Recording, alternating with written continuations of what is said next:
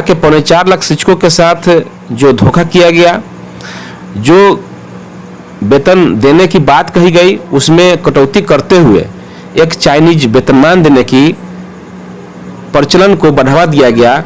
ठीक उसी प्रकार एक तरफ सरकार कहती है कि शिक्षक डाइन करोड़ हो चुका है, दूसरी तरफ सरकार पुनः अब कह रही है कि नहीं, हेडमास्टर के पद के रूप में उसे फिर से जीवित किया जाएगा।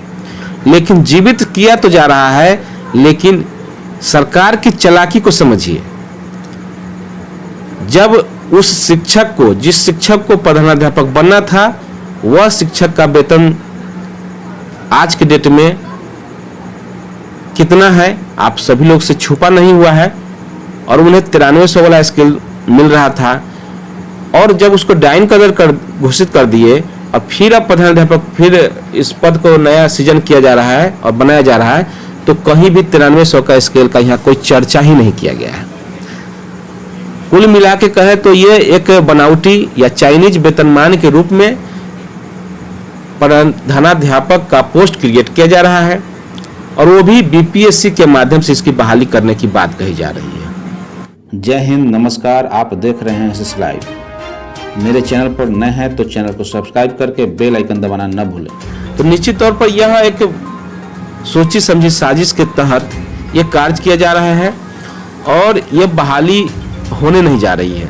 ये हम लोग ऐसा मानते हैं, क्योंकि बिहार सरकार में बहाली कैसे होती है आप सब हम सबसे छुपा हुआ नहीं है। तो हम सभी जानते हैं कि बिहार सरकार हम सभी को टुकड़े टुकड़े में बांट करके हमारी एकता को खत्म कर रहा है। आप खुद सोचिए, हम लोगों में कितने कैटेगरी के शिक्षक हो चुके हैं। 2003, 2005, 2006, 2008, 2012, 2013 अलग अलग समय पर अलग अलग तरीके से अलग अलग प्रक्रियाओं के तहत बहाली हुई। अभी जो बहाली हो रही है उसका अलग प्रक्रिया चल रहा है। तो जितनी भी बहालियां हुई हैं उस सब में अलग अलग नियमावली, कुछ न कुछ हर एक बहाली में नियमावली चेंज है, जिस वजह से संगठनों की संख्या भी उससे भी कई गुना आपका संगठन बन गया। इसके अलावा लोग जाति आधारित भी संगठन बना लिए हैं। इसके साथ ही साथ आपको कहे तो टेट, नॉन टेट, अभी अभ्यर्थी संघ, अभी आपको बता दें कि नई बहाली हो रही है। जिन लोगों का बहाली भी नहीं हुआ है उन लोगों का एक अलग संगठन है।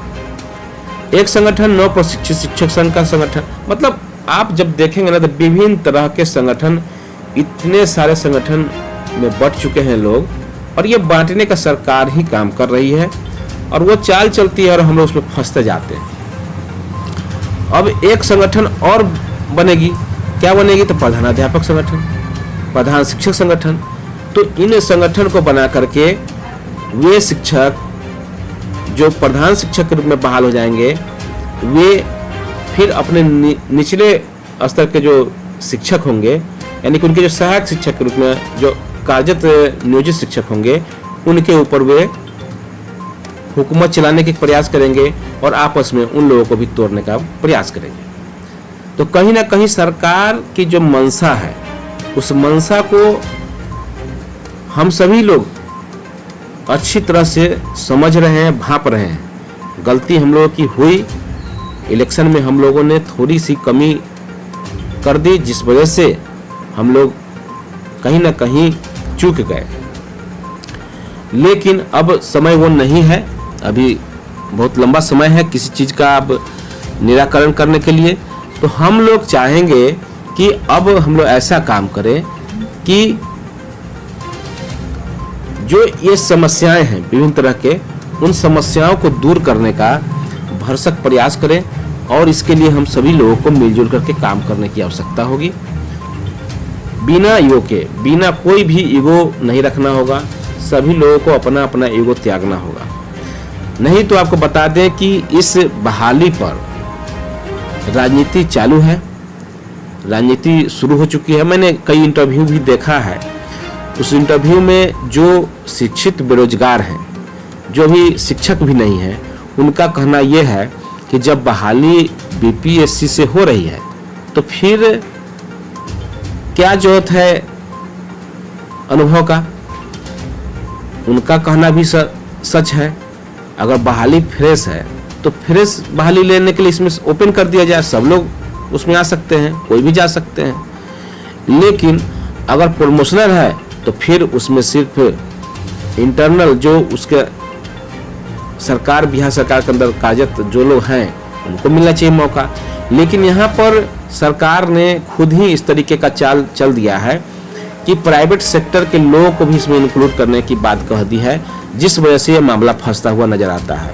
और वो अभ्यर्थी लोग साफ तौर से कह रहे हैं कि हम लोग केस करेंगे, कोर्ट में जाएंगे और निश्चित रूप से जब बीपीएससी से बहाली हो रही है तो इसको ओपन बहाली किया जाए और सभी लोगों को मौका दिया जाए। वहीं कुछ शिक्षक संगठनों का यह कहना है कि जो अनुभव जिन्होंने प्राप्त कर लिया है, जिनके पास संपूर्ण हो चुका है, अनुभव पूरा हो चुका है, 50% सीट के योग्य है और वो प्रमोशन से भरा जाना था, 50% सीट पर ही आपको बाहरी लोगों को लाना था। लेकिन यह बिहार सरकार यहाँ भी कुनीति लाते हुए सभी सीटों पर बहाली करने की बात कहती है।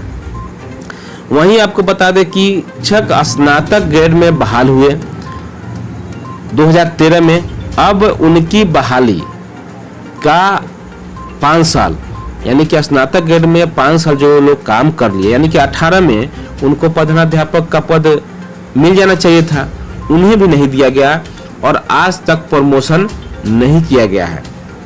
और ये नया नीति अपनाते हुए उन लोगों को भी छटनी करने का काम किया गया है। वहीं आपको बता दें कि पूर्व से कार्यरत, जो पहले से नियोजित शिक्षक के रूप में कार्यरत हैं, उनका प्रशिक्षण होने में लेट हुआ। डीपी से किए, चाहे डीएलएड से किए, चाहे नियोज से किए, जहाँ से भी किए, जिस दिन नियोजन तिथि है उससे नहीं जोड़ा जा रहा है, नियोजन हुई है उस दिन से नहीं जोड़ा जा रहा, बल्कि आप जिस दिन ट्रेनिंग प्राप्त किए हैं उस दिन से 8 साल की सेवा जो करेंगे वो हो जाएंगे बेसिक ग्रेड के शिक्षक जो हैं। अगर 8 साल उसमें कार्य करते हैं तो वो स्नातक ग्रेड में चले जाएंगे और स्नातक ग्रेड में फिर 5 साल काम करने के बाद तब प्रधानाध्यापक बनने के योग होंगे। तो ये पूर्व का नियम था, लेकिन इस नियम के तहत अभी पुराने वाले में कोई प्रधानाध्यापक बनने के योग नहीं थे, उस लाइन में नहीं थे। हाँ, कुछ लोग जो ऑलरेडी ट्रेंड में ही बहाल हो गए, तो उन लोगों का समय पूरा हो गया था। वे लोग, जैसे मान लीजिए कि 2003 में जो लोग ट्रेंड बहाल हुए, तो 2003 से 8 साल अगर जोड़ेंगे तो आपको 11 में ही वो स्नातक ग्रेड हो गए और वहाँ से 5 साल अब जोड़िएगा तो मोटा मोटी 16 में उनको प्रधानाध्यापक बन जाना चाहिए था। लेकिन यहाँ भी सरकार की जो नीति आप देख सकते हैं, तो 15 का नियमावली बना, उस नियमावली में सभी को मर्ज कर दिया गया। 2006 सभी का नियुक्ति तिथि 2006 मान लिया। अब 6 मान लिया तो 6 से भी अगर हम जोड़ते हैं जो प्रधानाध्यापक बनने की क्राइटेरिया में आते हैं कि नहीं आते हैं, तो जो शिक्षक 2006 में अगर ट्रेंड थे तो उसको 8 साल, तो 8 और 6 आप 14 में देखेंगे कि वो स्नातक ग्रेड को कंप्लीट कर जाते हैं। उसके बाद उसमें 5 साल और जोड़ देते हैं, यानी कि 19 में वो हर हाल में प्रधानाध्यापक बन जाते हैं। उन्हें प्रधानाध्यापक बनाया जाना चाहिए था प्रमोशन के आधार पर, लेकिन उन्हें भी प्रधानाध्यापक नहीं बनाया गया और इस सारी कुनीतियों को जन्म देते हुए एक फिर से जीवित कैडर का घोषणा किया गया है और उस जीवित कैडर को अपने हिसाब से चाइनीज वेतन तय करते हुए इसका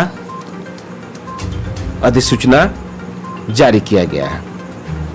तो बिहार सरकार निश्चित तौर से हम सभी शिक्षकों को आपस में लड़ा करके, आपस में तोड़ करके अपना फायदा उठाना चाहती है, वो बहाली करना नहीं चाहती। आप सभी लोग जानते हैं 90,000 बहाली, 94,000 बहाली पेपर में रोज निकलता है कि आज इतना बहाली, 30,000 बहाली। तो ये बहाली की जो सूचना निकलती रहती है, लेकिन बहाली कितना हो रहा है आप इस चीज को देखिए। तो बहाली कहीं ना कहीं निश्चित तौर पर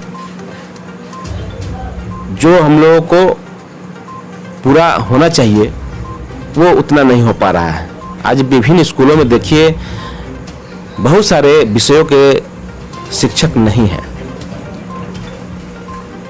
लेकिन उस विद्यालय की पढ़ाई जैसे तैसे जो पूर्व के शिक्षक हैं उनके द्वारा कराई जा रही है। हम अन्य मुद्दों पर भी चर्चा करेंगे। तत्काल इस वीडियो में इतना ही। ऐसे ही वीडियो पाने के लिए संजीव समीर लाइव को सब्सक्राइब कर लें और कमेंट के माध्यम से फीडबैक जरूर दें। साथ ही साथ वीडियो को लाइक और शेयर करना न भूलें। धन्यवाद। जय हिंद, जय भारत।